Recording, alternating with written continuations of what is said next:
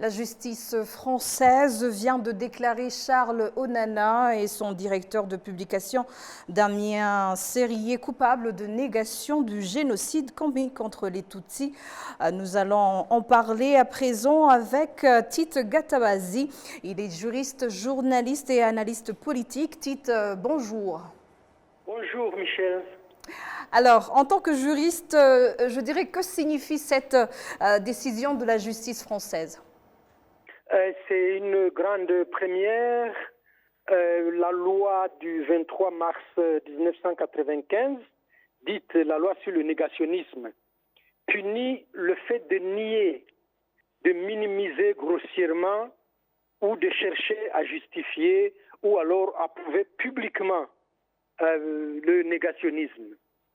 Donc, Charles Onana a écrit un livre dans lequel il cite plusieurs fois qu'il n'y a jamais eu de génocide au Rwanda. La justice vient non seulement de reconnaître juridiquement le génocide perpétré contre les Tutsis, mais de dire encore que le livre de Charles Onana est truffé de contre-vérités, de falsifications historiques et de mensonges. C'est ce que cela signifie. Alors, une telle condamnation peut avoir quelle implication dans la lutte contre le négationnisme du génocide qui malheureusement se poursuit ici et un peu partout dans le monde?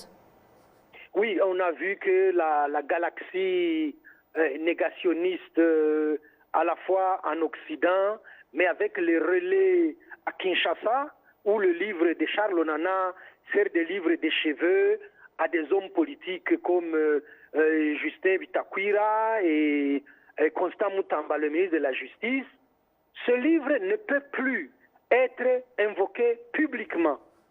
Charles Onana, le tribunal de Paris a retiré toute forme d'autorité à Charles Onana pour parler à la fois de la région des Grands Lacs, mais de manière assez spécifique du génocide perpétré contre les Tutsis. Alors, pensez-vous qu'une telle condamnation puisse donner, je dirais, un message à tous ceux qui propagent des discours de haine, d'idéologie génocidaire, en particulier ici dans la région? Dans la région, déjà, c'est un signal très fort. On a vu comment Kinshasa, dans sa propagande, avait mis Charles Onana au devant de la scène pour dire que c'était lui, en fait, l'avocat du génocide, l'avocat des 10 millions de morts au Congo. Le ministre de la communication de la République démocratique du Congo, Monsieur Patrick Muyaya, avait dit que le procès de Charles Onana était aussi le leur. Donc ils ont perdu et dans la région, plus personne n'est autorisé à citer Charles Onana comme référence. Merci en tout cas pour votre éclairage. Je rappelle que vous êtes juriste. Tout à l'heure, nous serons sur place à Paris où nous serons rejoints aussi avec Maître Gisagara qui a suivi cette affaire de près et nous dira un peu plus sur cette condamnation. Merci, Tite. C'est moi qui vous remercie, Michel.